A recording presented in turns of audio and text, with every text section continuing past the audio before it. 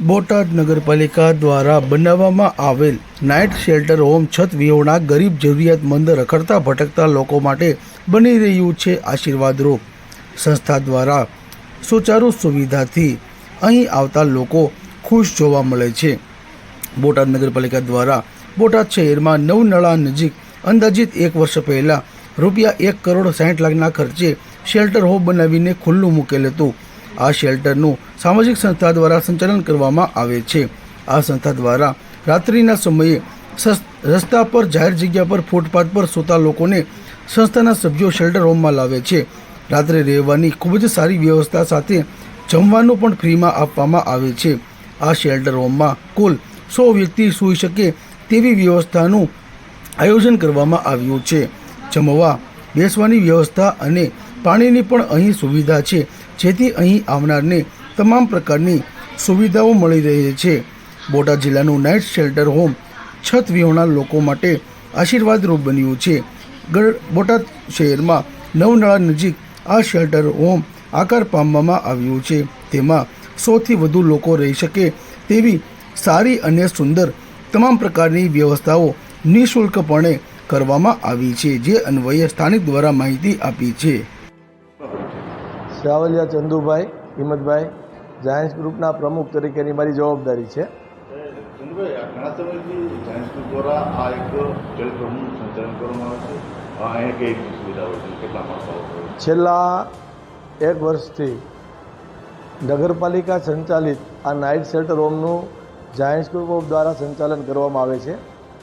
અહીં બોટાદ શહેરમાં ઘર વિહોણા લોકો હોય, બહારથી કોઈ મુસાફરો આવ્યા હોય કે કોઈને પડતી અગવડતાઓમાં રાત્રિ રોકાણ માટે અહીં નાઇટ શેલ્ટર હોમ બનાવવામાં આવ્યું છે સરકાર દ્વારા.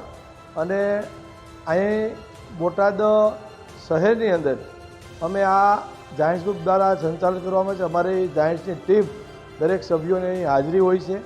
અને અમે રાતના સાંજના જે પણ અહીં ઘર વિહોણ આવે એમને અમે જમવાનું પણ આપીએ છીએ. સવારે ચા પાણી નાસ્તો આપીએ છીએ. શિયાળો ઉનાળો ઋતુ પ્રમાણે એમને સગવડતા પ્રમાણે અમે અહીં રહેવાની વ્યવસ્થા છે. ત્યાર પછી અહીં જે પણ લોકો આવે છે અને આરોગ્યની કંઈ તકલીફ હોય, અન્ય તકલીફો હોય તો જાયન્ટ્સ ગ્રુપ દ્વારા એમને અમે કાંઈ ને કાંઈ તકલીફોમાં સાથ આપી અને એમને જે મુશ્કેલીઓ છે એમાં સહકાર આપીએ છીએ. અહીં 100ની કેપેસિટીનું છે, પણ અંદાજે 30થી 80 સુધીની અહીં સંખ્યા થયેલી છે. ક્યારેક 35-40 હોય તો ક્યારેક 50-60 હોય. કારણ કે અહીં તો બહારથી આવતા લોકોના માટે છે, કંઈ નક્કી નથી હોતું, પણ એવરેજ 50 આજુબાજુ અહીં રોજ જવા. શું નામ છે તમારું? મનસુખભાઈ દિયરભાઈ. મનસુખભાઈ, આ શેલ્ટર હોમમાં તમે કેટલા સમયથી છો અને પહેલાં ક્યાં? 8 મહિનાથી છું આની પહેલાં તમે કેટલા સ્ટેશનમાં. એટલે તમે ક્યાં કોની ભેગા રહેતા, જતા હતા ક્યાં? ત્યાં મોટાભાઈને ઘરે, ગણેશભાઈને ઘરે. પછી સિટીઝનમાં તો મને ગમે નહીં. ત્યાં જૂનું ઘર ત્યાં મારું, એટલે એમની હારે મારે ભળે નહીં, આમની હારે ભળે નહીં. પછી અહીંયા તમને કેવી સુવિધા? અહીંયા સારી સારી સુવિધા. કેટલા સમયથી અહીંયા જો? 8 મહિના થઈ ગયા છે સાહેબ. એટલે દિવસ દરમિયાન તમે ક્યાં આવો ને રાત્રિના? દિવસે તો હું બહાર ગયો હોય, રાત્રે તો આવું, અને કામ હોય તો અહીંયા આવવાનું હોય.